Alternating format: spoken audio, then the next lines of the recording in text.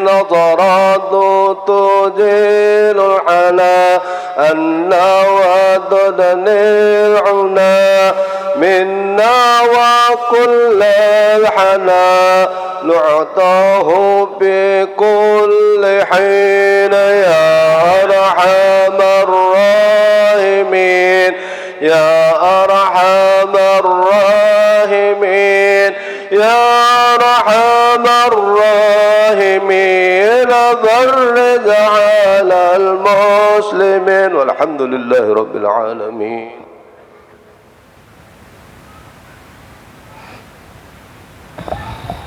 وبفضل رسول الله محمد صلى الله عليه وسلم كافة الأنبياء والمرسلين وعليه الشهداء والصالحين ووالدين لهم الشهداء والفاتحين الله يفتح علينا فتوح العارفين ويفقهنا في الدين ويرزقنا كمال الإخلاص واليقين ثم إلى روح العلماء والعاملين وأولياء الصالحين ووالدين الحاضرين ومشايخنا أجمعين أن الله يكبر من الجميع ويعفو عن الجميع ويصلح سعنا الجميع في الدين والدنيا والآخرة وإلى حضرة النبي محمد صلى الله عليه وسلم. الفاتحة. أعوذ بالله من الشيطان الرجيم. بسم الله الرحمن الرحيم. الحمد لله رب العالمين الرحمن الرحيم مالك يوم الدين إياك نعبد وإياك نستعين اهدنا الصراط المستقيم صراط الذين أنعمت عليهم غير المغضوب عليهم ولا الضالين آمين. بسم الله الرحمن الرحيم. السلام عليكم ورحمة الله وبركاته. الحمد لله الحمد لله شارح الصدور وميسر الأمور ودافع الشرور وأشهد أن لا إله إلا الله وحده لا شريك له الملك الغفور وأشهد أن سيدنا محمدا عبده ورسوله بدر البدور ومعدن الفضل والنور. اللهم فصل وسلم وكرم وعظم على سيدنا ومولانا محمد وعلى آله وعلى أصحابه ومن تبعهم بإحسان إلى يوم النشور وعلينا معهم وفيهم برحمتك يا بر يا غفور. Amma ba'd. Pertama dan paling utama, marilah kita haturkan rasa puja beserta puji syukur kita atas kehadiran Allah Subhanahu wa taala. Berkat limpahan taufik, hidayah, ridha wal inayah, sehat wal afiat, pada malam hari ini kita masih diberikan kesempatan oleh Allah Subhanahu wa taala duduk bersama-sama di dalam ruangan majlis. InsyaAllah duduknya kita diberikan keberkahan oleh Allah, diturunkan rahmat oleh Allah, dan diberikan oleh Allah Subhanahu wa taala di dalam pemahaman agamanya Allah. Amin ya rabbal alamin. Salawat beriring salam tidak henti-hentinya kita sampaikan buat junjungan Nabi Agung kita, basyaran lakal basyar, hakikatnya seperti manusia akan tetapi tidak seperti manusia biasa. Siapa lagi kalau bukan Sayyidina wa Habibina wa Syafi'ina wa Qurrata a'yunina Muhammadin sallallahu alaihi wasallam wa ala alihi wa sahbihi ajma'in. Ahibba al-kiram, minggu kemarin kita sudah menjelaskan fasal tentang pembahasan syarat takbiratul ihram. Ini takbiratul ihram awalnya kemarin kita sebutkan adalah syarat di dalam salat. Ada berapa syarat? 16 syarat. Sudah diingat? Diingat syarat-syarat di dalam takbiratul ihram. Jadi ketika kita takbiratul ihram, mengangkat, mengagungkan, mengesahkan Allah Subhanahu wa taala, kita mengangkat kedua tangan, mengucapkan Allahu akbar. Allah zat yang maha luhur, yang maha agung, yang maha besar. Ini Allah Subhanahu wa taala. Itu lafaz yang pertama kita ucapkan di dalam salatnya kita. Begitu juga di dalam keseharian kita. Misalnya di dalam tubuhnya kita, di dalam jasadnya kita, rohnya kita malas. ya timbul kasal, rasa pemalas. Untuk membangkitkan gairah ibadah kita, sering-sering kita takbir. Ya, jerit-jerit tidak apa-apa. Ya, lagi dewean ini malasnya, ibadah malas, kerja malas, semuanya malas. Sering-sering takbir. Ya, mudah-mudahan syaitan, jin yang ada di dalam tubuh kita ini kabur, lari dia. Karena mendengarkan lafaz daripada takbir tersebut. Sama seperti orang jihad, orang berjuang jihad, ya, ketika dia melafadzkan lafaz takbir, itu jiwanya berbeda dengan lafaz-lafaz yang lain. Karena kenapa? Karena Allah Subhanahu wa taala meletakkan di awal solatnya kita, itu dimulai dengan takbiratul ihram, Allahu Akbar. Itu di dalam lafaz Allahu Akbar itu ada sir tersendiri. Sir itulah yang memicu tubuhnya kita menjadi semangat untuk ibadah kepada Allah Subhanahu wa taala. Maka di antaranya kemarin syaratnya an yakuna bil arabiyyah, harus pakai bahasa Arab. Jadi ada sir masing-masing, cahaya yang Allah berikan di dalam lafaz takbir tersebut. Ala kulli hal. Jadi kalau malas-malas misalnya, susah bangun subuh, ditakbirin. Allahu Akbar. Allahu Akbar. Biar semangat. Sama kayak orang motivasi. Motivasi itu apa? Semangat kata dia. Itu ndak ada gairah sir di dalamnya, ndak ada. Cuma semangat sementara sudah itu hilang. Tapi kalau lafaz Allahu Akbar itu ada ruh di dalamnya. Jadi ada ruh, sir, cahaya di dalamnya. Maka jasad dan ruhnya kita bakal bergairah, semangat ibadah kepada Allah Subhanahu wa taala. Ala kulli hal. Sebelum kita masuk fasal setelahnya, syarat di dalam Al-Fatihah. Kunci dari segala sesuatu, kunci dari segala gerak-geriknya manusia. Contoh misalnya, di dalam Al-Quran Allah memulai dengan surah apa? Surah Al-Fatihah. Kalau di dalam ayat suci Al-Quran dikatakan Ummul Quran atau Sab'ul Mathani lil Quranil Azim. Ada 20 nama. Ya, ada 20 nama Ummul Quran, selainnya Sab'ul Mathani. Ada lagi setelahnya sampai 20 nama. Tapi yang biasa identik kalau di dalam acara-acara apapun itu biasa disebutkan adalah Ummul Quran, pembukaan. Jadi semua acara apapun dibuka dengan Al-Fatihah. Jadi Al-Fatihah ini adalah ibunya Al-Quran. Kunci pembuka daripada setiap seseorang mau melakukan acara apapun. Karena kenapa di dalam Ummul Quran ini ada keberkahan. Sama misal contoh, ini air putih nih. Ini air putih, bersih airnya, masya Allah. Diminum sehat. Ini satu air, ada lagi satu cangkir lagi air. Yang satunya tidak dibacakan Al-Fatihah, yang satunya dibacakan Al-Fatihah. Sama ndak airnya? Airnya sama, tapi ketika sudah dibacakan surah Al-Fatihah, maka sir, nur, cahayanya itu berbeda dengan air yang belum dibacakan. Maka kadang-kadang sebagian masyarakat kita kalau ada ulama dari manapun datang, itu dia bawa botol aqua. Ndak bawa botol aqua, bawa air dia. Minta tolong bacakan. Yang dibaca cuma surah Al-Fatihah, kadang sholawat sama Nabi SAW. Itu bacaannya pernah diteliti itu. Di luar negeri diteliti, apa kok khasiatnya? Ada khasiatnya enggak ketika dibacakan surah Al-Fatihah ini? Enggak taunya berbeda memang.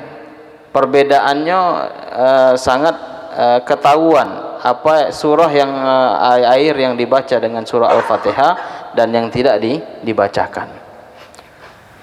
Di antaranya juga ketika kita membaca air, misal kita mau minum, kita baca air, surah Al-Fatihah kita baca.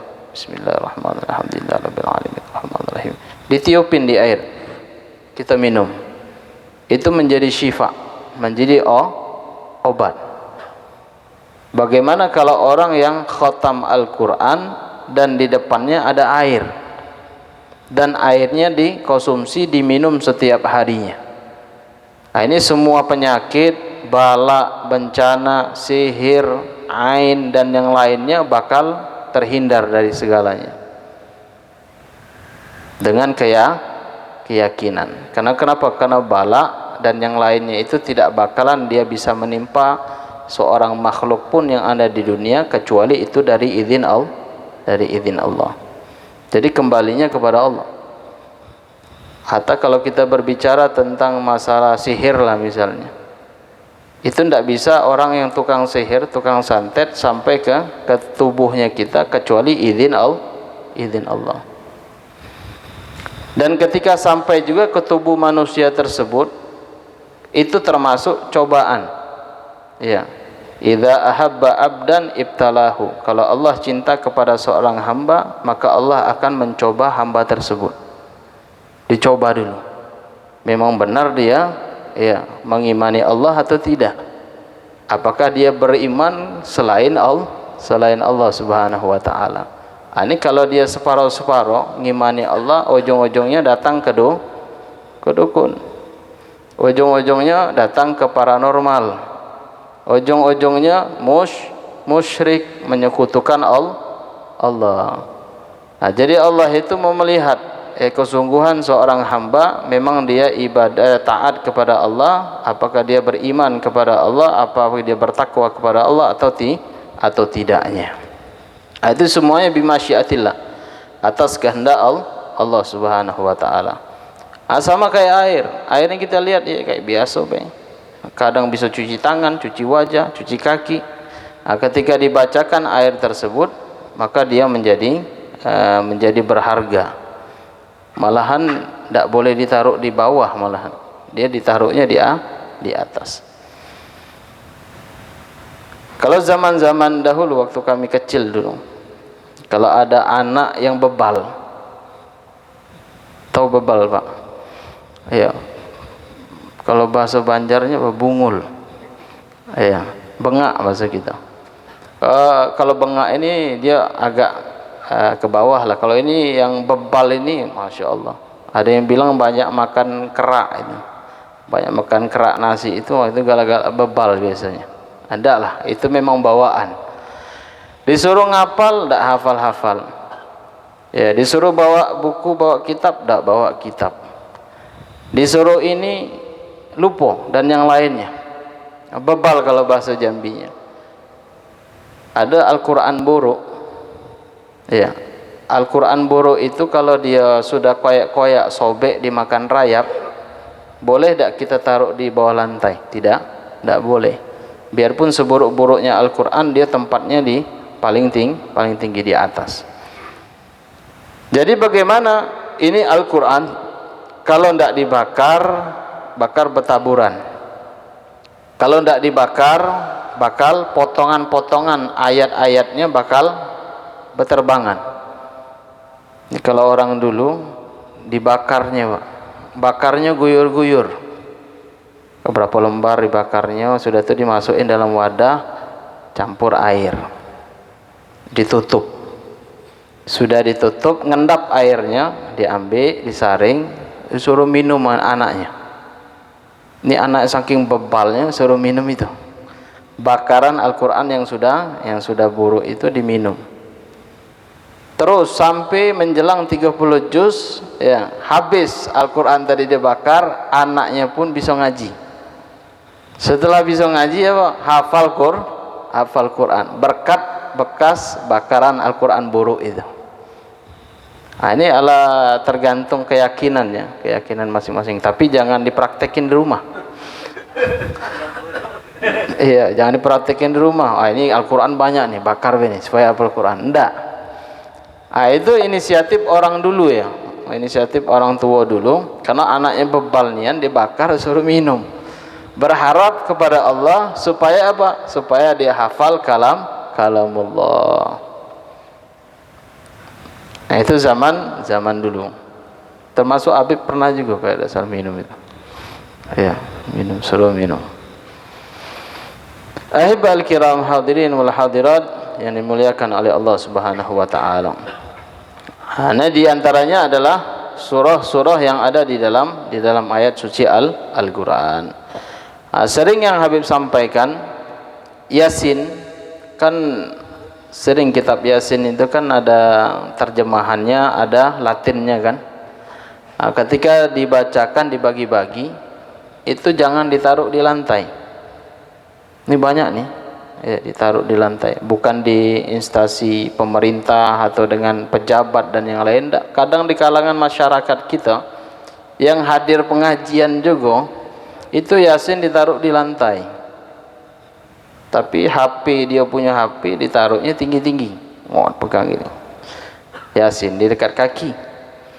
Nah, Yasin itu termasuk ya qalbul Quran, hatinya Al-Quran. Jadi riwayat di dalam as-salafun as-salih mengatakan barang siapa yang membaca Yasin dia punya hajat. Ya, dia punya hajat ketika dia baca Yasin, maka hajatnya dikabulkan oleh Allah.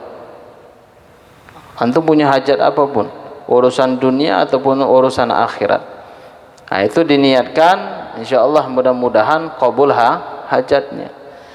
Begitu juga as-salafun as-salih mengatakan barang siapa yang membaca Yasin 40 kali fi majlisin wahid, satu majlis, wuduknya satu itulah, di suatu tempat ngadap ke arah kiblat, dia punya hajat tuqdha hawaijuhu, maka hajat-hajatnya dikabulkan oleh Allah Subhanahu wa taala.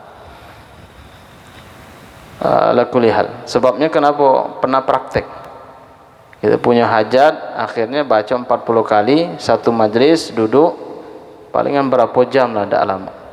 Sudah itu doa apa yang dihajatkan, insyaallah qabul hajatnya. Percaya? Kalau percaya praktek dewe. Ya, misalnya kalau tidak qabul, itu insyaallah diganti sama Allah Subhanahu wa taala di akhirat. Mau qabul di dunia atau di akhirat? Dua-duanya. Iya.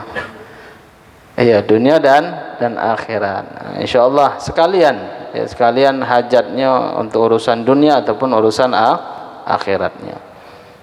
Maka min masyayikhina, dari guru-guru kami mengatakan, man salaha umurud dunyahu salahallahu umur akhiratuhu. Barang siapa yang urusan dunianya sudah beres, maka urusan akhiratnya bakal beres. Contoh, urusan dunianya beres misalnya, sudah mapan lah kalau bahasa kita, mau ibadah sholat dimanapun bisa kan, bisa. Tapi urusan dunianya belum mapan, belum beres, mau sholat pun susah dia. Kaget lah dulu, bentar lah, ada pelanggan, bentar lah, lagi dagang dan yang lain, lagi bisnis. Akhirnya menunda-nunda waktu, karena urusan dunianya belum beres, urusan akhiratnya bakal berantakan. Maka banyak zaman orang pepatah mengatakan itu apa? Kejarlah akhirat, dunia akan mengejarmu. Betul. Ya, kejarlah akhirat, ya, dunia akan mengejarmu. Tapi sebenarnya itu tuh terbalik. ngejar dunia dulu.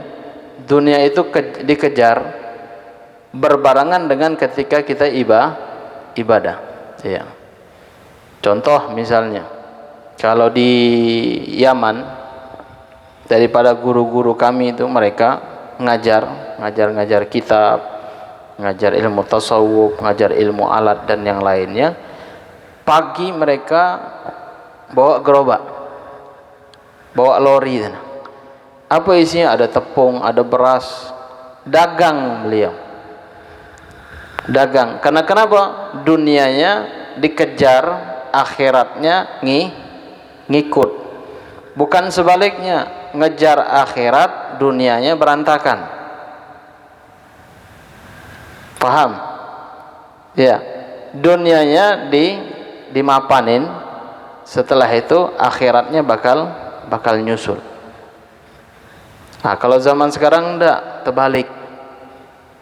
Perajin dia ke masjid, tapi enggak punya kerja. Kerjanya apa? Di masjid, ya macam-macam lah, baca Quran. Bagus memang, betul. Mapan belum mapan. Nah, ini yang banyak terbalik. Ya, banyak terbalik. Nah, jadi urusan dunia dibaguskan, urusan dunianya dimapankan, setelah itu akhiratnya bakal ngikut. Contoh misalnya, taruhlah ente menyampingkan urusan dunia misalnya, tidak mau kerja, pengen pergi haji sama umroh, bisa tidak? Tidak, dia menyampingkan pekerjaan, tidak diberesin, tidak diurusin pekerjaannya dia. Sudahlah, anak yang penting sholat 5 waktu, rajin, kaget dunia bakal ngikut. Bisa? Hah?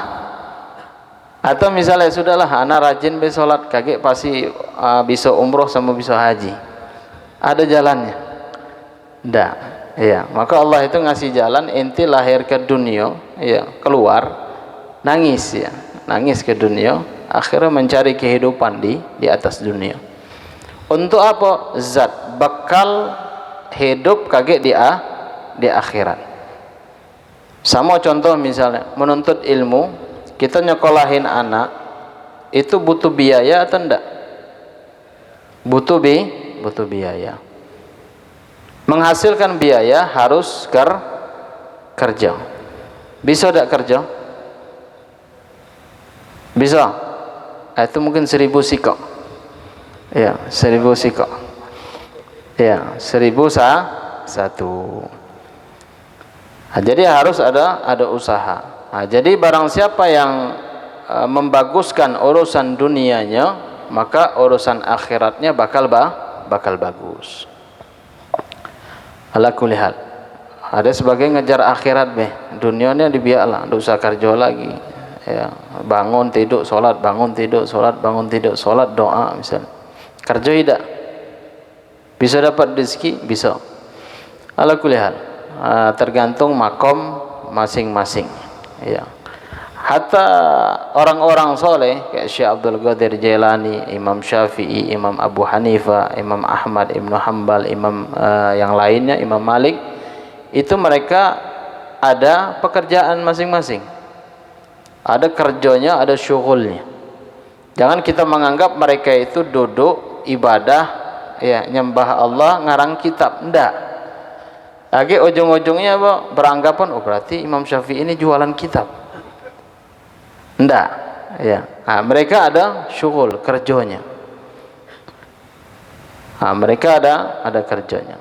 Maka kata Imam Syafi'i, man arada dunya fa'alaihi bi'ilmi wa man arada al-akhirah fa'alaihi bi'ilmi wa man aradahuma fa'alaihi bi'ilmi. Barang siapa pengen dunia harus dengan ilmu. Kalau tinggal di dunia pakai ilmu, ya, ilmu dunia, tapi diiringin dengan akhirat maksudnya. Kita kerja misalnya, syughul, kerja dagang misalnya. Dagang itu ndak boleh ada apa di dalamnya? Tidak ada boleh riba di dalamnya. Kita pelajarin. Memang urusan dunia, tetapi harus dikaitkan dengan akhirat. seiring sejalan dia. Itu yang penting harus ada ilmunya. Jangan kalau bahasa orang itu halal, haram, hantam. Ya.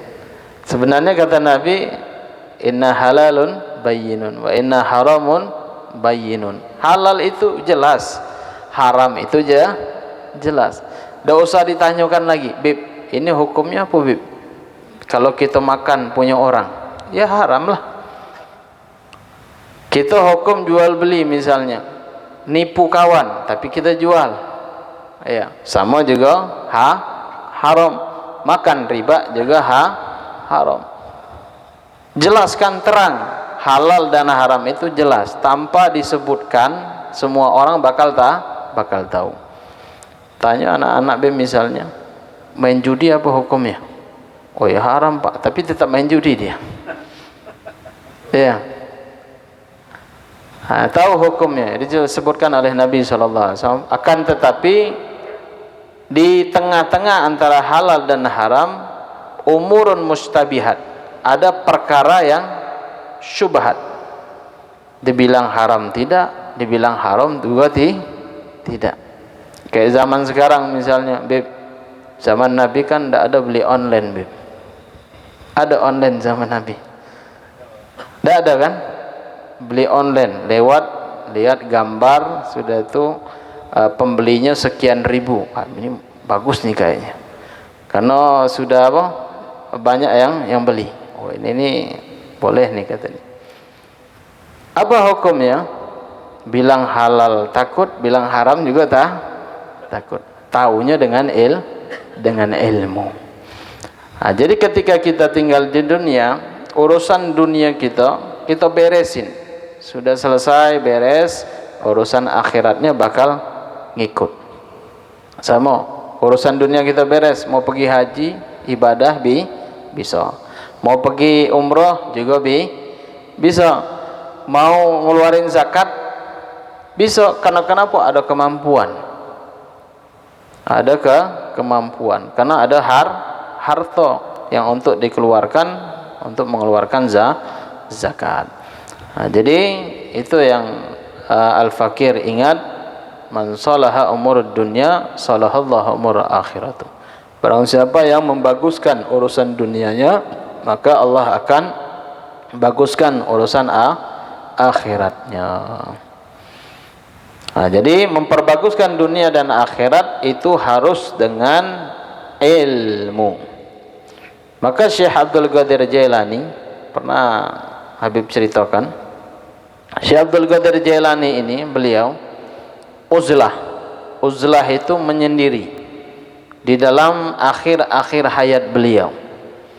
Jadi kalau ahli sufi ini mereka ada tahapan awal. Tahapan awalnya adalah ibtida, memulai dengan talabul ilm, menuntut ilmu. Setelah mendapatkan ilmu, diamalkan, baru dia nasrul ilm, ya, menyebarkan ilmu yang sudah dipelajari dan mengamalkan ilmu yang sudah dipelajari. Setelah sekian tahun mengajarkan ilmu tersebut, berdakwah ilallah, kurang lebih umurnya 60 ke atas, itu mereka uzlah.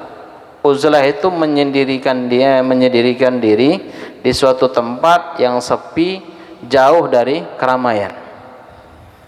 Jauh dari keramaian, ibadah kepada Allah Subhanahu wa taala. Karena bekalnya sudah ada, ilmunya sudah ada, sudah ngajar, sudah pernah menyebarkan ilmu, baru ibadah. Jangan kalau zaman sekarang ndak belajar ilmu ndak, tapi mau uzlah dia. Ya, belajar ndak mau, ngamalin ilmu ndak mau juga, tapi uzlah, menyendiri dalam goa. Ya, keluar kakek jenggotnya panjang, rambutnya panjang. Ya, dikira tirakat, bukan tirakat itu. Ya, karena kenapa tidak didasarkan dengan ilmu. Maka ada kisah di Maroko itu, di Maroko ada satu orang ahlu ibadah, rajin ibadahnya. Rajin ibadah, dia beli satu himar. Himar ini keledai. Keledainya keledai betino yang dibeli sama dia. Dibawalah di atas gunung sama dia, setiap hari dibersihkan keledai itu, dimandikan sama ahlu ibadah ini. Datanglah satu orang yang ziarah, silaturahmi, kisah-kisah, cerita tentang ilmu, akhirnya tidak nyambung. Karena kenapa? Dia ibadah tanpa dengan ilmu. Ditanya sama orang yang datang itu, maaf Syekh, ini khimar, kata dia, ini keledai untuk apa kok betino dewean, kata dia. Apa kata si ahli ibadah tadi? Aku ketika timbul syahwatku maka aku jima sama si keledai. Akhirnya geleng kepala ini orang, dikasih tahu, kabur ini orang. Karena kenapa? Ibadah tanpa dilandasi dengan ilmu. Syekh Abdul Qadir Jailani dalam keadaan uzlah, beliau ibadah kepada Allah Subhanahu wa taala. Ketika ibadah itu ada awan yang menyelimuti cakrawala, penuh awan itu, warnanya warna putih bersinar. Mengatakan kepada Syekh Abdul Qadir Jailani, wahai Syekh Abdul Qadir Jailani, kenapa engkau meletihkan tubuhmu untuk ibadah? Ini awan ini yang bicara. Apa yang dikatakan awan tersebut? Faqad halaltuka, aku telah menghalalkan kepadamu antarkus salawat wa fi'lul muharramat. Aku menghalalkan kepada engkau untuk apa? Melakukan kemaksiatan dan meninggalkan salat. Dalam ibadah tersebut Syekh Abdul Qadir Jailani mengatakan, ikhsya ya aduwallah, pergilah engkau wahai musuh Allah. Tiba-tiba awan itu berubah menjadi hitam, pekat, hilang. Terus ibadah Syekh Abdul Qadir Jailani. Besok keesokan harinya didatangin satu orang. Assalamualaikum. Dijawab sama Syekh Abdul Qadir Jailani, suruh masuk. Ketika masuk, orang yang datang itu nanya, wahai Syekh Abdul Qadir Jailani, kemarin kalau tidak salah ada orang yang datang tidak, yang berwujud awan, kata dia. Iya betul. Kenapa engkau usir itu awan? Apa kata Syekh Abdul Qadir Jailani? Aku tahu itu adalah syaitan. Lalu ditanya lagi, dari mana engkau tahu itu syaitan yang memerintahkan kepada engkau? Apa kata Syekh Abdul Qadir Jailani? Araftu, aku tahu disebabkan ilmu. Karena kenapa? Karena Nabi SAW itu dijamin oleh Allah masuk surga, sampai-sampai Nabi SAW kakinya berdarah karena sujud menyembah Allah Subhanahu wa taala. Aku tahu itu adalah bisikan syaitan. Akhirnya si yang nanya itu syaitan jelma manusia. Kalau zaman dulu syaitan bisa nyelma manusia, sekarang manusia itulah yang syaitannya. Iya, kadang kita sholat Pak, ngapa lagi sholat? Salah sholat, liburlah dulu katanya. Tanggung nih dikit lagi, kagetlah. Iya pas dikit tadi meninggal dunia. Ya kita tidak tahu ajalnya. Ya, ajal kalau sudah fa idza jaa ajaluhum la yastakhiruna sa'atan wa la yastaqdimun. Kalau ajal itu sudah datang, tidak bisa dimajukan sesaat dan tidak bisa dimundurkan. Akhirnya syaitan itu mengatakan, wahai Syekh Abdul Qadir Jailani, faqad adaltu, aku telah menyesatkan sab'ina min ahli tariqah, 70 orang ahli tariqat, ila anta waqad najautuka minni, kecuali engkau selamat dari aku. Syaitan itu ngaku Syekh Abdul Qadir ini bisa selamat kecuali satu ahli tariqah, yang lainnya sesat, disesati sama syaitan. Nah, maka kita fahami ilmu. Ketika kita melihat sesuatu, jangan langsung kita menyalahkan. Ada sebagian orang kadang ada yang beda sedikit, misalnya contoh, ada yang doa Allahumma dafi al-bala kan kadang ini kan, itu apa itu? Sesat tuh. Cuman balikin tangan kok sesat. Ya kan doa kayak gitu. Nah, itu ada di dalam kitab disebutkan. Ada juga yang doanya kayak gini. angkat tangan. Ya, dianjurkan kita doa mengangkat tangan kita. Ketika minta saja sama manusia, kita nadahin tangan. Begitu juga ketika kita meminta kepada Allah Subhanahu wa taala. Nah, seandainya kalau kita mengangkat kedua tangannya kita, itu pasti husnudzan kita Allah memberikan apa yang kita minta, dikabulkan oleh Allah. Sama kayak kita minta, mohon sama orang, minta tapi tangannya kita balik kayak gini misalnya, atau tidak pakai tangan misalnya, minta bisa dapat? Tidak. Kita mohon kepada Allah Subhanahu wa taala dengan kedua tangannya kita ini, meminta kepada Allah, mudah-mudahan apa yang kita hajatkan ya dikabulkan oleh Allah Subhanahu wa taala. Jadi kalau orang yang minta itu tidak mengangkat tangan, sombong namanya. Sombong. Sama kayak orang salaman.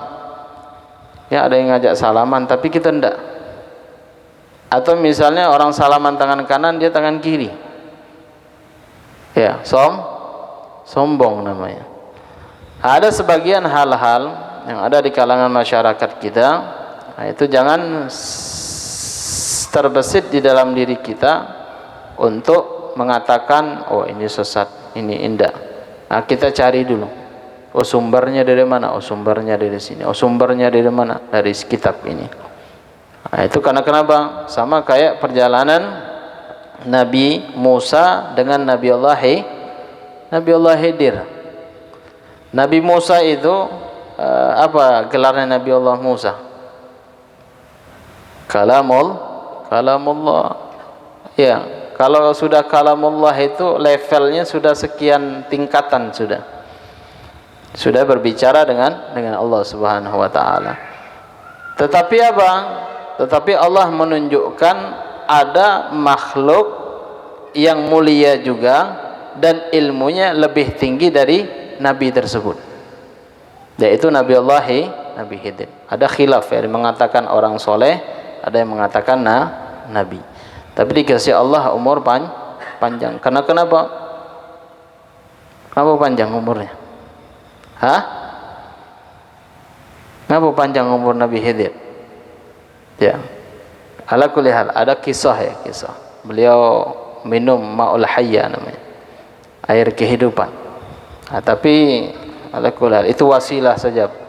Wasilah perantara. Jadi ketika jalan sama Nabi Musa, Nabi Khidir ini ya nokein perahu, ditokein, dikapak-kapain. Kan sudah janji ya Nabi Musa ketika kalau jalan sama Nabi Khidir jangan banyak ngomong, diam be. Ini ndak ditanya, ngapa Musa hancur, kita tenggelam. Nah, padahal ndak tahunya siapa? Ada orang yang ingin ghasab, mau mengambil perahu. Kalau perahu itu bagus diambil, kalau perahunya buruk siapa nak ngambil ya? Ya ada yang mau ngambil. Ini di sebelah sini ada foto-foto Nabi Musa, Nabi Khidir. Akhirnya lewat. Setelah itu nengok apa lagi, rumah yang mau roboh. Ngapa ini Khidir? Ini roboh sudah, itu robohin be. Kalau bahasa kita kan kita buat baru. Ini tidak ditegain lagi. Karena kenapa? Di bawahnya ada kanzun lahum. Di bawahnya ada harta karun yang dibenam, itu untuk siapa? Anak yatim di dalamnya. Ada juga dibunuh, anak kecil dibunuh. Nah, itu ala kulli hal. Nah, ini perjalanan itu semua. Nah, itu ada ilmunya. Kita pelajarin. Nah, tidak semua yang kita lihat, misalnya ada orang yang main judi, ada orang yang mabuk misalnya. Mana tahu orang yang mabuk main judi itu lebih mulia dari kita. Kita tidak boleh marah dengan orangnya. Tapi apa yang kita marah dengan kelakuannya. Kelakuannya itu yang haram. Orangnya tidak haram. Atau misalnya dan yang lain lah, perbuatan-perbuatan yang keji dan yang mungkar itu. Nah, kita tidak boleh benci dengan orangnya, kita benci dengan perbuatannya. Ya, mana tahu kita lihat orang yang bertato itu dia taubat, sholat, sujud, matinya lagi sujud. Kita belum tentu matinya ngapain. Ya kan? Ala kulli hal. Nah, itu semuanya kita timbang dengan raca ilmu. Ada ilmunya. Nah, kita lihat semuanya apa yang diucapkan, gerak-gerik dari minum, makan, dari keseharian kita, itu yang kita neraca, yang kita ikutin timbangannya adalah Nabi kita Muhammad sallallahu alaihi wasallam. Setelah itu adalah para pewarisnya Nabi, para ulama. Ahibbal kiram hadirin wal hadirat yang dimuliakan oleh Allah Subhanahu wa taala. Nah, kita masuk pembahasan fasal syurudul Fatihah asyratun. Syarat di dalam Al-Fatihah ada 10. Tapi di dalam kitab besar ada 12. Di sini cuma disebutkan 10 syarat. Pertama, syarat di dalam Al-Fatihah at-tartib. Harus tertib. Dari awal bismillah, alhamdulillah, terus sampai waladdallin, amin. Itu urutan di dalam Al-Fatihah. Tidak boleh kita sholat, misalnya contoh, iyyaka na'budu wa iyyaka nasta'in, alhamdulillahi rabbil alamin, ihdinas siratal mustaqim, bismillahirrahmanirrahim, waladdallin. Iya, dia tidak tertib bacaannya. Apa hukumnya? Tidak sah. Ini tidak tertib saja tidak sah, apalagi kalau Al-Fatihahnya pakai terjemahan. Dulu ya. Dulu kan ada berita petinju, enggak kalau tidak salah, mantan petinju. Buat aliran baru, sholatnya pakai terjemahan. Ada kan? Nah, itu aliran sesat. Maka i'jazul Quran, mukjizatnya Al-Quran itu, dimanapun dia berada, mau di langit, mau di bumi, maupun di alam yang berbeda, dia tetap menggunakan bahasa Arab. Mau di alam manusia maupun di alam jin. Jangan kita anggap manusia itu rajin ibadah, hendak. Jin itu lebih duluan ibadah dari kita, lebih taat dari kita. Ya, mungkin mereka banyak juga yang hafal Al-Quran dari manusia. Dimanapun alamnya, di daerah manapun tempatnya Al-Quran itu, dia tetap pakai bahasa Arab. Itulah mukjizatnya Al-Quran yang diturunkan oleh Allah kepada Nabi kita Muhammad sallallahu alaihi wasallam. Nah, yang pertama tadi adalah tertib. Kadang orang beda tertib, kita misalnya disuruh ayo antri misalnya, tidak tertib, kadang kita marah. Oh, susun rapi-rapi, baris rapi-rapi. Apalagi ketika urusan ketika di dalam sholat. Nah, dalam sholat itu harus rapi. Ya, bacaan Al-Fatihahnya harus rapi, tertib. Setelah itu yang kedua, wal mualah. Anatsani min asyurutil Fatihah al mualah baina kalimatiha bi an la yafsil baina syai' minha wa ma ba'du bi fasil walau dzikran wa in ghalla. Nah, di sini mualah di dalam bacaan. Bismillah, misal kita contohkan bismillahirrahmanirrahim. Diam dia.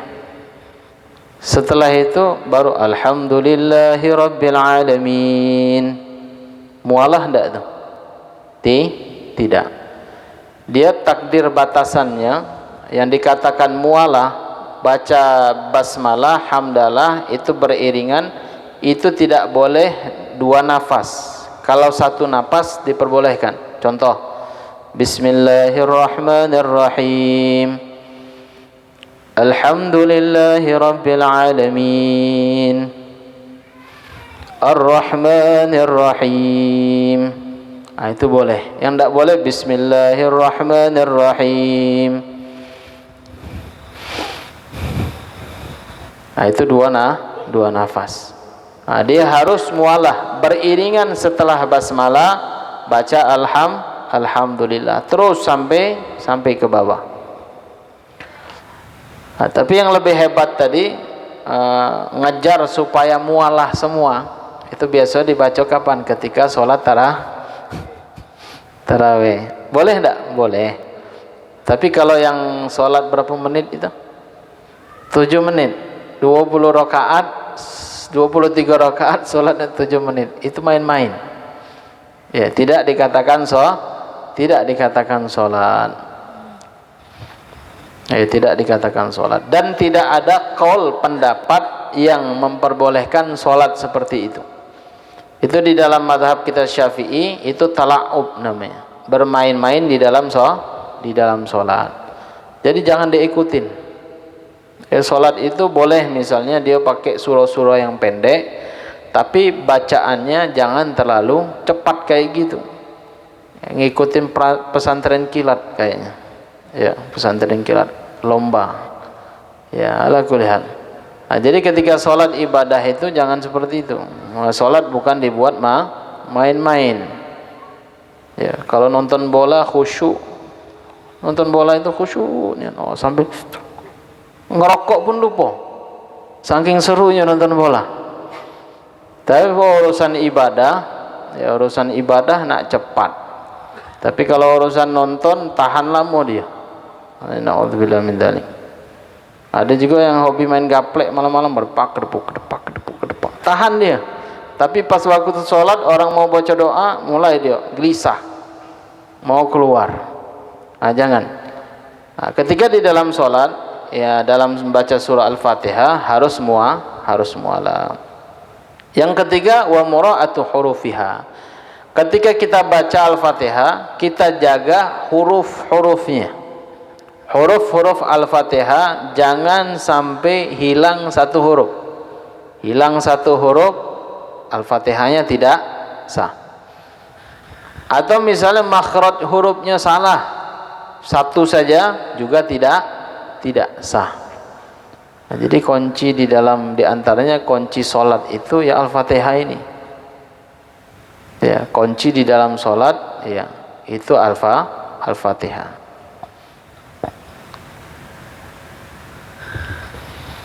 Contoh, apa yang kita jaga daripada huruf-huruf di dalam Al-Fatihah di sini disebutkan.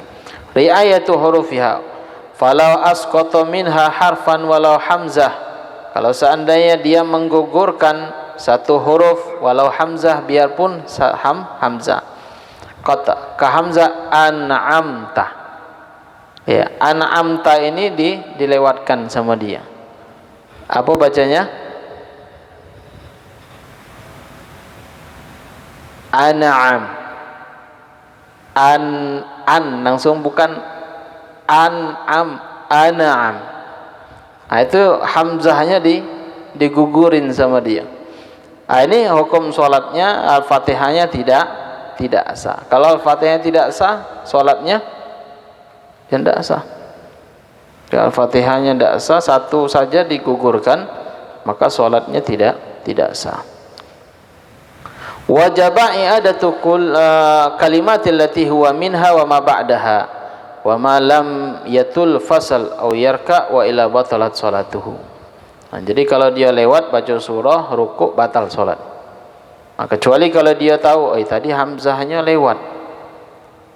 Sebenarnya bacanya an'amta ni an'amta. Tak pakai hamzahnya tidak dibaca sama dia. Maka menggugurkan Al-Fatihah termasuk daripada ketika dia tidak membaca hamzahnya. Setelah itu wa mura'atu tasydidatiha. Yang keempat menjaga tasydid di dalam alfa. Ada berapa tasydid? 14 tasydid. Kage ya kalau insyaallah minggu depan kita bahas. Ada tasydid di dalam Al-Fatihah, ada 14 tasydid.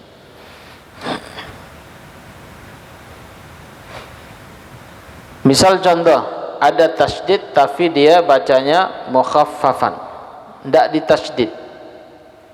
Contohnya misalnya Bismillahirrahmanirrahim. Ini dia baca Bismillahirrahmanirrahim. Bismillahirrahmanirrahim. Itu ra tasydidnya tidak ada. Dia ada pokok ra itu ada tasydid. Agak ditekan. Bismillahirrahmanirrahim. Ya agak ditekan ra-nya. Nah, ketika dia lewatkan tasydidnya ada 14, maka satu tasydid itu hukumnya satu huruf. Kalau tidak dibaca, maka sholatnya apa? Al-Fatihahnya tidak sah dan sholatnya juga batal. Nah, di sini sebutkan fatabtulu qira'atuhu mutlaqan wa salatu in alima wa ta'ammada. Kalau dia sengaja dan dia apa? Mengetahui hukumnya. Kalau tidak tahu, sah tak? Ya kalau tidak tahu, malahul hukum, tidak ada hukumnya. Imamnya sholatnya kayak gitu, makmumnya sholatnya kayak gitu, sama. Ya tidak ada hukum. Nah, kecuali kalau misalnya makmumnya tahu ini bacaan imamnya salah, ente ngikutin imam itu, maka sholatnya tidak sah. Jadi kayak mana ini? Ini ada di kampung kita ada masjid misalnya atau musola. Kita tahu nih imamnya bacanya berantakan, Al-Fatihahnya bacanya berantakan misalnya. Ada juga tetangga sebelah, wah imamnya bagus bacaannya. Bagus itu bukan suaranya, bukan. Ada sebagian orang, wah itu bagus suaranya. Bukan suaranya bagus, bacaannya yang bagus. Nah, ketika bacaannya bagus, boleh kita intikal, berpindah ke tempat yang memang bacaannya bagus. Tajwidnya, makhraj hurufnya semuanya bagus, kita pindah ke situ. Lalu yang ini sepi, kita pindah ke sebelah, ini sepi. Kayak mana? Ditinggalin atau kita sholat di sebelah, kampung sebelah? Ya kalau bisa dikasih tahu ya imamnya masalah bacaannya dan yang lain. Nah, kalau zaman sekarang ini alhamdulillah lah banyak sekarang ya.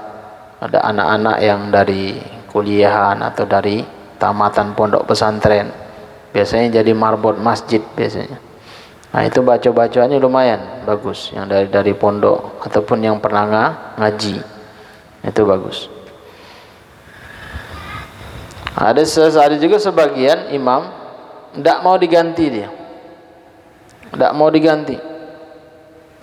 Dia tidak mau diganti. Karena saya lahirnya di sini, yang masjid yang bangun juga saya, kata dia. Kami yang bangun masjid ini, jadi tidak mau diganti. Khotibnya juga tidak mau diganti. Nah ini yang jadi masalah. Nah, istilahnya ala kulli hal, sudahlah. Kadang ada juga yang imamnya sudah sepuh, umurnya 60 sampai 70, tidak mau diganti, padahal yang muda bagus suaranya. Makhraj hurufnya, tajwidnya bagus, ya suruh yang muda. Kadang yang sepuh ini sesak napas dia. Ada juga yang batuk-batuk. Ya lagi baca surah Fatihah batuk terus. Batuk. Nah, cari ganti yang muda. Ada generasi setelahnya. Kalau bisa yang muda-muda yang bacaan tajwidnya bagus disuruh maju ke depan. Berarti kita ini sudah kadar wasa, mundur dikit. Ya mundurnya tetap di saf awal. Ya di saf awal tetap, ketika bacaan yang muda tadi salah, ya kita yang membenarkan yang sepuh tadi. Nah, ketika misalnya ada rakaat, misalnya masalah sujud sahwi atau misal kewajiban yang ditinggalin di dalam sholat, nah, yang sesepuh tadilah yang nasihatin yang muda. Nah, itulah gunanya. Ala kulli hal. Nah, sama juga ada sebagian kalau tahlilan biasanya. Siapa baca doa? Woi, si fulan nih baca doa. Akhirnya disuruh yang muda yang baca doa. Besok pas diundang lagi tidak datang dia. Kenapa ditanya, Pak, ngapa tidak datang? Ngapa saya yang bukan saya yang baca doa? Nah, itu ada sebagian kayak gitu. Nah, polemik dalam masyarakat kita seperti itu. Malahan kadang-kadang kalau orang yang berilmu itu kalau bisa dia tidak mau baca doa dan tidak mau duduk di depan. Kalau bisa duduk dekat pagar, duduk sebelah pagar, santai, nikmatin dengaran baca doanya orang, baca Al-Quran. Nah, itu lebih nikmat. Nah, kalau bisa yang muda disuruh baca. Nah, kecuali kalau yang mudanya tidak ada sama sekali, kecuali sepuh itulah yang baca, ya sudah, suruh baca. Setelah itu wa an la yaskuta, dan kita tidak boleh yaskut, berdiam, saktatan tawilah, berdiamnya panjang, wala qasiratan, dan tidak boleh berdiam pendek, yaksidu biha, bertujuan diam tersebut yaqta'ul qiraah, memutuskan bacaan. Panjang tidak boleh, pendek tidak boleh kalau dia niatnya memutuskan bacaan. Bismillahirrahmanirrahim.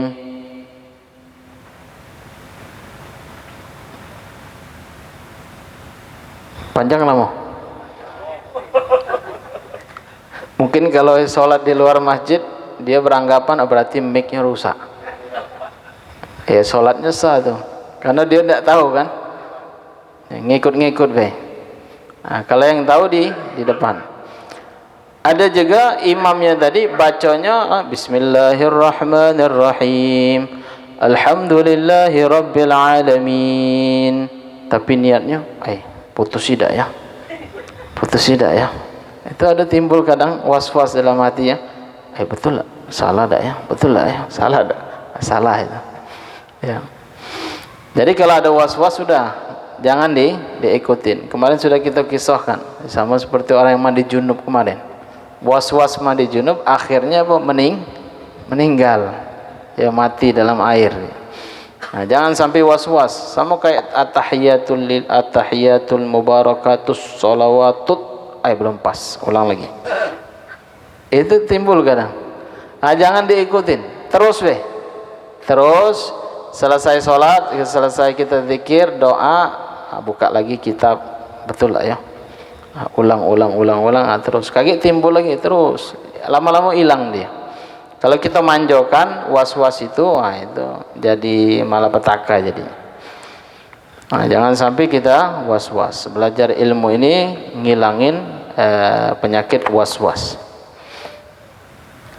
Setelah itu qiraatu kulli ayatiha, membaca semua daripada ayat-ayatnya, wa minha, diantaranya basmalatu, diantaranya basmalah itu termasuk surah Al-Fatihah dalam madhab Imam Syafi'i. Jadi madhab yang lain termasuk surah Al-Fatihah atau tidak? Ada kalau madhab Imam Abu Hanifah dia bacanya sir, Bismillah itu bacanya sir, Bismillahirrahmanirrahim, baru Alhamdulillahnya di jaharnya, dikencangkan. Ada juga yang tidak dibaca sir dan tidak dibaca jahar, Imam Malik dan Imam Ahmad Ibn Hanbal. Jadi bagaimana kadang kita sholat misalnya kebetulan dapat masjid, misalnya sholat maghrib atau isya, pas kita takbir Allahu Akbar, imamnya baca Al-Fatihahnya langsung Alhamdulillahi Rabbil Alamin misalnya, tidak pakai Bismillah lagi, sah tak sholat kita? Sah imam. Ini ada imam nih, imam sah tak imam? Iya. Kalau bisa samalah ya, imamnya baca basmalah juga, makmumnya juga baca basmalah. Tapi biasanya kalau kita masuk masjid itu yang tidak pakai bismillah itu tahu nampak ya, agak cingkrang dikit. Cingkrang nih kayaknya. Kalau kita pakai madhab kita Imam Syafi'i, tidak sah sholatnya. Sholat kita tidak sah karena imamnya tidak baca basmalah, karena basmalah itu termasuk syarat daripada syarat Al-Fatihah. Jadinya di belakang imam tersebut kita ada di dalam kitab fikih ini disebutkan ya'takid butulani sholati imam. Kita berkeyakinan batalnya sholat si imam karena kenapa? Kurang baca Al-Fatihahnya, termasuk basmalah. Jadi kayak mana? Toleransi apa? Ikutin atau mufarokoh? Nah, jadi kita mufarokoh, ngikutin dia, tapi niatnya mufarokoh dari imam. Kita ngikuti gerakannya sampai dia salam. Karena kenapa? Menghindari daripada fitnah. Ya, jangan sampai kita ini kok sama-sama muslim kok beda cuman basmalah akhirnya sholatnya dibatalkan, kabur. Enggak. Nah, karena kita tahu ilmu ya. Tahu ilmu, misalnya mayoritas pakai kunut, kita pakai kunut. Atau mayoritasnya tidak pakai basmalah, sudah tidak pakai basmalah. Nah, maka ada ulama satu, Habib Ahmad bin Hasan Al-Attas. Habib Ahmad bin Hasan Al-Attas ini ulama tarim, itu suaranya paling merdu di zaman itu. Beliau safari dakwahnya ke Mesir. Kebetulan di Mesir itu banyak mayoritas ada madhab Maliki dan madhab Hanafi. Nah, ketika beliau disuruh menjadi imam, suruh menjadi imam, itu basmalahnya disirkan. Basmalah disirkan, bismillahirrahmanirrahim. Baru hamdalahnya dijaharkan. Karena kenapa? Sesuai pada tempatnya. Atau misalnya antum ditakdirkan Allah jadi imam, misalnya imam Mekah gantiin Sudes misalnya, ya di sana, ya. Tapi bismillah pelan, bismillahirrahmanirrahim, untuk menggugurkan kewajiban. Baru hamdalahnya dijahar. Nah, itu sesuai pada tempatnya. Nah, itulah namanya orang yang berilmu. Kalau orang yang tidak berilmu kadang-kadang Wahabi itu sesat, tidak baca bismillah. Akhirnya Wahabi itu nuding kita juga, itu habis sholat baca zikir, sesat juga kata dia. Tambah lagi baca Yasin, tapi sesat katanya. Baca maulid tadi kata dia. Itu ala kulli hal. Jadi tergantung pada ilmunya. Maka kalau kita tahu ilmunya, maka kita selamat daripada apa? Selamat dari apa? Kalau kita tahu ilmu, dari fitnah dan yang lainnya. Ahibbal kiram hadirin wal hadirat yang dimuliakan oleh Allah Subhanahu wa taala. Setelah itu syarat di dalam Al-Fatihah wa adamul lahnil mukhil bil ma'na. Tidak boleh merubah daripada lahan, merubah daripada makna. Contoh misalnya, bacanya biasa kita baca an'am ta, tapi dia bacanya an'am ti. Ini merubah daripada makna. Kalau an'amta, engkau zat yang memberikan nikmat. Kalau an'amti, karena kalau di dalam bahasa Arab itu cuman ada di antaranya yang paling tinggi lafadznya adalah an'amta. Kalau an'amti ini seakan-akan kita mengatakan Allah Subhanahu wa taala itu seperti apa? Na'udzubillah min dzalik. Ini kalau dia amidan sengaja, wa aliman dan mengetahui, faqad kafar, bisakah kafir. Kecuali kalau dia tahu memang sengaja. Kalau tidak tahu memang buta nian, itu beda ya. Kalau dia tahu hukumnya maka bisa murtad, na'udzubillah min dzalik. Atau misalnya al-mustaqim. Mustaqim dia bacanya mustaqin. Ihdinas siratal mustaqim. Bukan mustaqim, mustaqin. Apa hukumnya? Ini merubah daripada makna. Nunan bi an yaqula al mustaqin. Setelah itu masuk lagi wa antakuna halatul qiyam fil fardi. Kita baca Al-Fatihah itu dalam keadaan berdiri di dalam salat fardu. Wa an yusmi'a nafsahu qiraah, harus kedengaran telinga dari ba sampai nun waladhdallin, itu harus kedengaran telinga. Jadi kalau kita baca setelah imam baca Al-Fatihah amin, kita mulai baca Al-Fatihah. Bismillahirrahmanirrahim. Alhamdulillahirabbil alamin. Arrahmanirrahim. Kedengaran telinga kita dewek. Itu harus syaratnya kedengaran telinga. Ada yang bilang, "Beb, kayak mana seandainya kalau sudah pendengarannya tidak terlalu dengar?" Baca ketika pas lagi sehatnya. Lagi sehatnya bacanya segitu, pas pikunnya sama kayak gitu, tidak masalah. Tidak harus dikencangin. Pas lagi pikun kencang-kencang suaranya, lebih kencang dari imam takutnya. Tidak usah dikencangin. Dia pas sama seperti ada masjid di pinggir jalan kan, jalan ramai itu, ada mobil lalu lalang, kesibukan di dalamnya. Ketika kita sholat dalam keadaan sepi, itu sama kedengarannya ketika kita dalam keadaan ramai. Misal di sini contoh,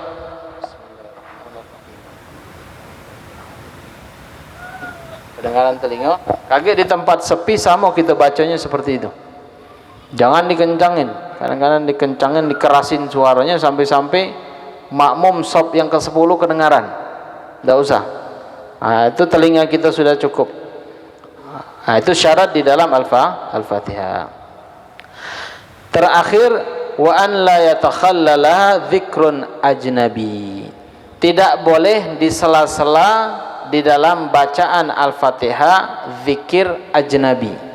Apa itu zikrun ajnabi? Lesa maslahatan di sholat, bukan sesuatu maslahat di dalam sholat. Contoh misalnya, kita mau sholat masuk masjid, imam sudah mau ihdinas siratal mustaqim, kita masuk takbir Allahu Akbar, mau baca Al-Fatihah kita Bismillahirrahmanirrahim Alhamdulillahirabbil alamin.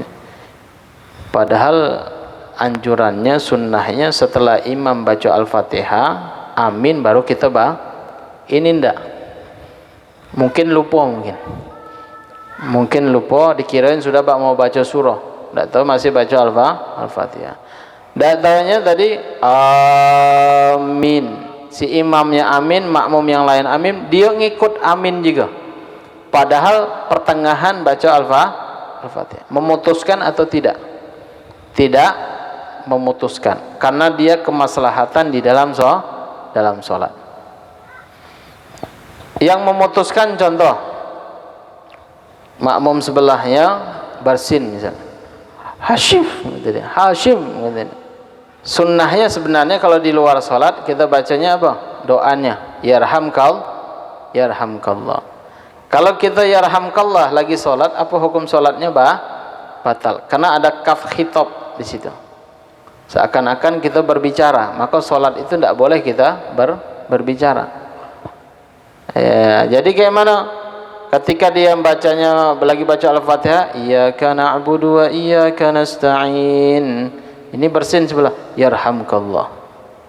Apa hukum sholatnya? Jangankan Al-Fatihahnya, sholatnya batal. Jadi kalau orang bersin itu biarlah dia doa deh di dalam sholat. Kalau dalam hati boleh tak? Dalam hati, yarhamkallah. Jangan. Hati kita ini fokus, kita ibadah. Ya, nyembah, fokus, khusyuk di dalam sholat. Tapi yang hebatnya ketika Habib belajar di Tarim dulu, ada masjid jami. Masjid jami itu sholat Jumatnya di situ, satu tempat, satu titik. Sholat di masjid jami itu ramai itu, sampai dari Tanggo sampai ke pasar, saking penuhnya manusia. Kebetulan imam salah baca. Kan kalau imam salah baca itu kan kita niat zikir kan, subhanallah, niatnya zikir, jangan mengingatkan. Kalau niat mengingatkan imam, sholatnya kita batal. Ya batal. Kalau kita niatnya zikir, itu maslahat di dalam sholat. tidak batal sholatnya. Jadi kita ingatan sholat ya imam itu subhanallah, subhanallah. Nah, jadi ingat imamnya. Tapi ada satu orang bukan subhanallah, shollu ala nabi. Disuruh sholawat gitu, shollu ala nabi sampai 3 kali. Tidak taunya orangnya agak kurang inilah, kurang apa? Kurang berapa mato lah gitu. Tapi orang yang kurang berapa mato itu masya Allah, ya agak stres sedikit, tapi nyuruh sholawat, ya masya Allah. Tapi di kampung kita ada tak orang yang miring tapi nyuruh sholawat, shollu ala nabi, shollu ala nabi? Ada? Belum ketemu kan? Tapi kalau ada orang gila yang megang tasbih, ada kan? Ada. Nah itu masya Allah. Nah, sampai-sampai di kota Tarim itu orang gilonya hafal Quran. Ya hafal Quran dia. Orang gilonya hafal Quran. Masya Allah. Ala kulli hal, mudah-mudahan ya kita diberikan taufik hidayah oleh Allah Subhanahu wa taala. Mudah-mudahan kita, keluarga kita, ya anak kita, kerabat kita semuanya, kaum muslimin dan muslimat, mudah-mudahan ya diberikan anugerah oleh Allah Subhanahu wa taala untuk bisa menghafalkan Al-Qur'an. Jadi menghafal Quran itu sebenarnya tidak sulit. Cuman dibuat sulit sebenarnya. Ya, dibuat sulit. Alhamdulillah. Nah, itu syarat di dalam Al-Fatihah. Ini ada berapa tadi? Ada 10 syarat. Nah, ini diingat ya, 10 syarat ketika kita baca surah Al-Fatihah. Nah, sampai di sini kalau ada yang ditanya, fadhol.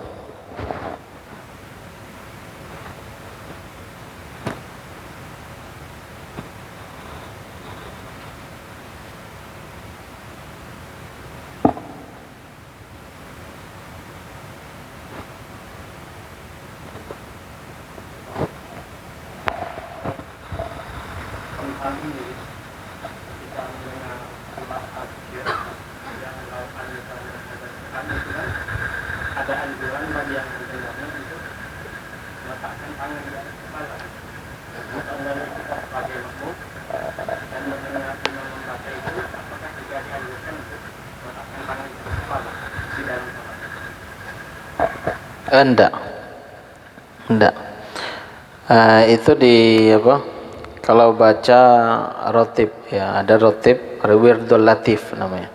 Ketika kita membaca ada satu surah, "Law anzalna hadzal Qur'ana 'ala jabalin la ra'aitahu khashyan mutasaddian min khasyatillah wa tilkal amthalu nadribuha lin-nasi la'allahum yatafakkarun" ila akhirih.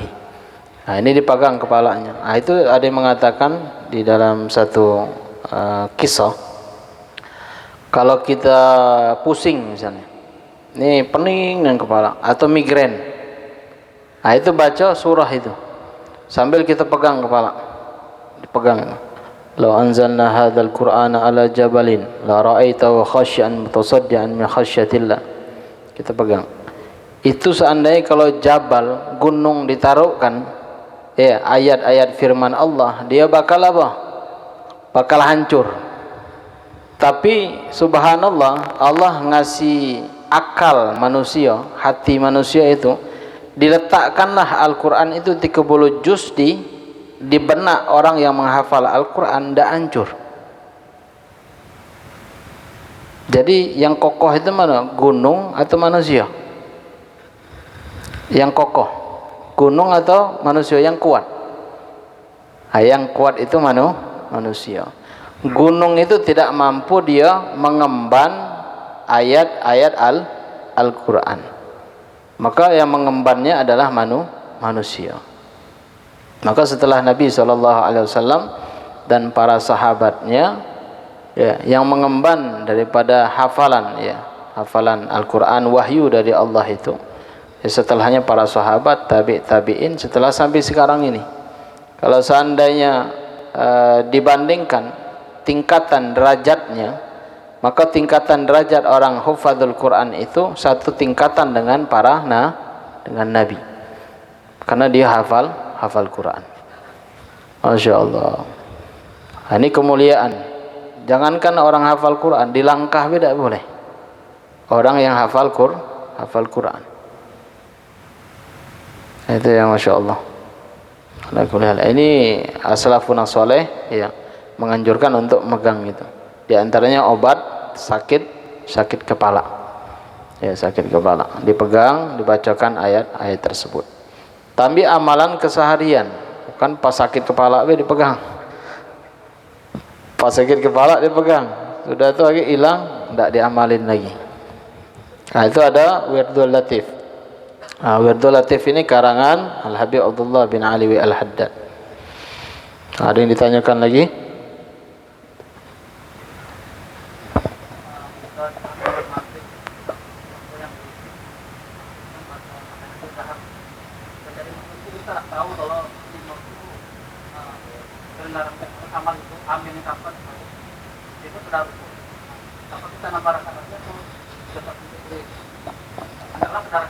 Masbuk dak.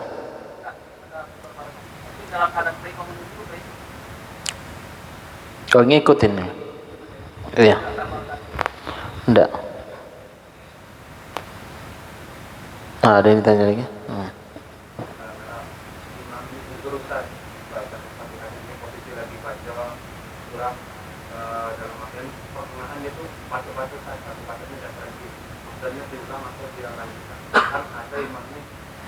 Lanjut dalam artian misal ke alhamdulillah rabbil alamin, alhamdulillah batuk terus dia lanjut atau ulang lagi, maksudnya ulang atau lagi?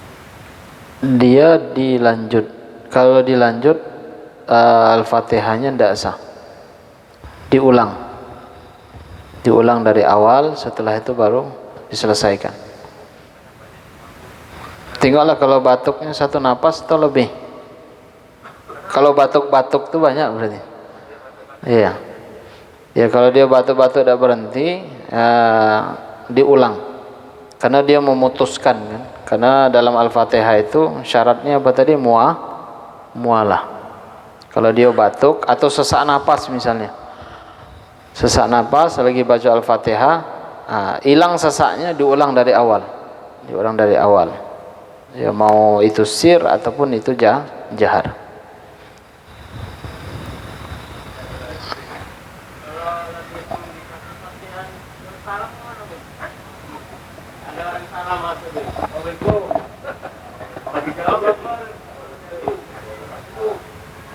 Lagi sholat orang ngucap sah,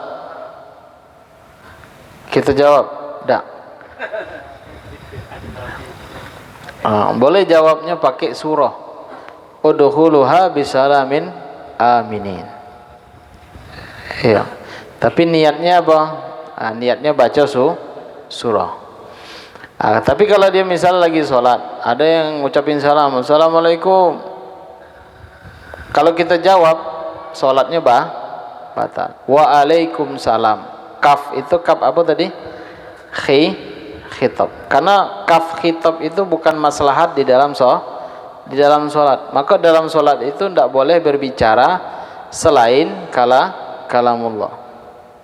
Ya, maslahat bukan maslahat dalam sholat. Jadi kalau dia maslahat di dalam sholat tetap sah. Kalau di luar itu tidak sah. Seperti menjawab salam atau berbicara. Ayo. Mengingatkan imam dalam baca tasbih itu batas berapa kali? Batasnya. Misalnya imam itu kan ada kegeran atau bagaimana, itu batas berapa kali? Kalau batasnya tidak ada batas. Sampai imamnya ingat. Iya. Cuman kita makmum ketika mengingatkan imam, niatnya zikir. Jangan niatnya ngingati imam. Kalau niatnya ngingati imam, batal salat kita. Niatnya zikir, sebanyak apapun kita mengatakan subhanallah, subhanallah, tidak ingat-ingat juga imamnya misalnya. Itu biasanya batas 3 kali saja, insya Allah sudah ingat biasanya imam. Ya imam. Kecuali kalau imamnya peka, Pak. Iya. Jerit-jerit pun juga pakai tawa dan tidak kedengaran. misalnya. Itu tidak ada batasnya. Kita zikir terus, sholat kita tidak batal sampai sekiranya imam tadi ngeluruskan ayatnya atau dia mengganti ayat yang lain, ini kebanyakan kejadian. Nanti kita bahas pembahasan tentang ada masalah sujud sahwi. Sujud sahwi ini banyak yang tidak paham. Terkadang ada juga sebagian imam yang tidak paham juga. Ketika imam meninggalkan tasyahud awal, tahiyat awal itu, imam ninggalin Allahu Akbar. Kalau makmum yang tidak paham, pasti dia bilang subhanallah, subhanallah. Balik imam tadi ke tasyahud awal, apa hukumnya? Batal. Iya, imamnya batal, makmumnya kalau ngikut makmumnya juga batal. Karena ada sebagian yang faham hukum, ada sebagian enggak. Ya, yang enggak faham ini subhanallah, subhanallah, akhirnya imam tadi grogi juga. Balik dah. Kalau turun batal. Ngikutin imamnya juga batal. Itu banyak sebagian. Kayak insyaallah ada pembahasan tentang sujud sahwi. Ada juga misalnya contoh, imamnya enggak baca kunut. Tapi dia baca kunut makmumnya. Imam ni kayaknya lain alirannya. Akhirnya dia baca kunut dewek. Apa hukumnya? Batal solat si makmum. Karena kunut itu cuman hukumnya apa? Hukumnya sunnah. Termasuk ab'adu sholah. Dia tidak dikatakan wajib dan juga tidak dikatakan sunnah. Tengah-tengah dia hukumnya. Itu ab'ad, serupa dengan fardu, serupa dengan yang wajib. Sama tasyahud awal itu juga. Tapi dia yujbar, ditempel dengan sujud sahwi. Itu insyaallah bakal kita bahas setelah ini pembahasan daripada syarat-syarat setelahnya, ya. Syarat daripada Al-Fatihah. Ada yang ditanyakan lagi? Sujud sajadah itu apa yang dibaca?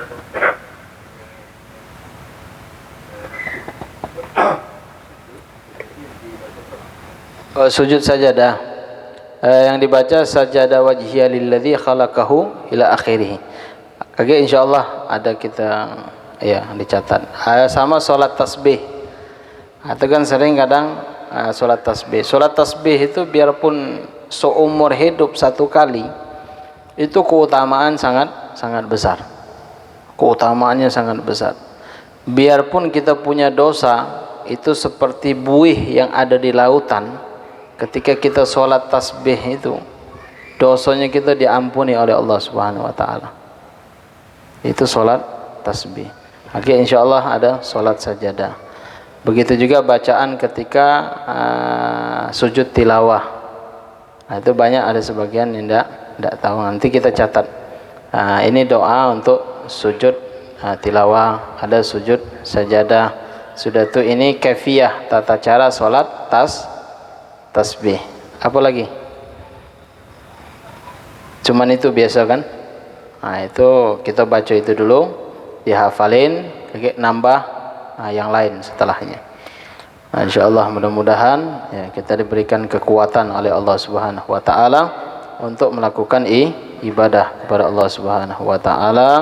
Mudah-mudahan kita diberikan umur panjang, sehat walafiat, dimurahkan pintu rezekinya kita oleh Allah Subhanahu Wa Taala, sehingga kita dijadikan anak-anak kita menjadi anak yang soleh, soleha, taat kepada Allah, taat kepada Nabi Muhammad, taat kepada kedua orang tuanya, taat kepada nusa dan bangsanya. Amin ya rabbal alamin. Al-Fatihah binatul qubul wal iqbal wa salahi kulli hal. Anallahu yaghfiru dzunub wa yuslihul qulub wa yasturul uyub wa barik lana wa lakum fi kulli halin wa fil ahli wal mal wal iyal wa yaghfir li walidina wa walidikum wa jami'il muslimin wal muslimat wal mu'minin wal mu'minat. Anallahu yatawallana bi wilayatihi wa yahfazana min syarri bariyatihi wa yahfazana bi taksirina fi haqqihi wa fi haqqi nabi wa fi haqqi azwajina wa haqqi walidina wa haqqi jami'il muslimin. Anallahu yubarik lana fi awqatina أن الله يبارك لنا في أوقاتنا، أن الله يبارك لنا في أوقاتنا وساعاتنا، كنا وإياكم من ذي معصية إلا إذ طاعها ومن حديد وسجع من كل هات دنيا كل هات مرضية، ويشفي أمراضنا ويشفي أمراضنا ويشفي أمراضنا ويشفي أمراضنا ويتل أعمارنا مع بالعافية، ويسن سابقنا ويحسن خاتمنا ولا حضرة النبي محمد صلى الله عليه وسلم. الفاتحة. أعوذ بالله من الشيطان الرجيم. بسم الله الرحمن الرحيم. الحمد لله رب العالمين الرحمن الرحيم مالك يوم الدين، إياك نعبد وإياك نستعين، اهدنا الصراط المستقيم صراط الذين أنعمت عليهم غير المغضوب عليهم ولا الضالين آمين. يا ربنا اعترفنا بأننا اقترفنا وأننا أشرفنا ألا لظى أشرفنا، فتب علينا توبة تغسل كل حوبة، واستر لنا العورات وآمن الروعات، واغفر لوالدنا ربي ومولودنا والأهل والإخوان وسائر الخلان وكل ذي محبة أو جيرة أو صحبة والمسلمين أجمع آمين. ربي أسمع فضلا وجودا منا لا باكتساب منا، بالمصطفى رسول نهضى بكل سول، صلى وسلم ربي عليه عد الحب وآله وصحبه إلى تصي صحبه، والحمد لله في البدء والتناهي، والحمد لله رب العالمين، والعفو منكم والسلام عليكم ورحمة الله وبركاته.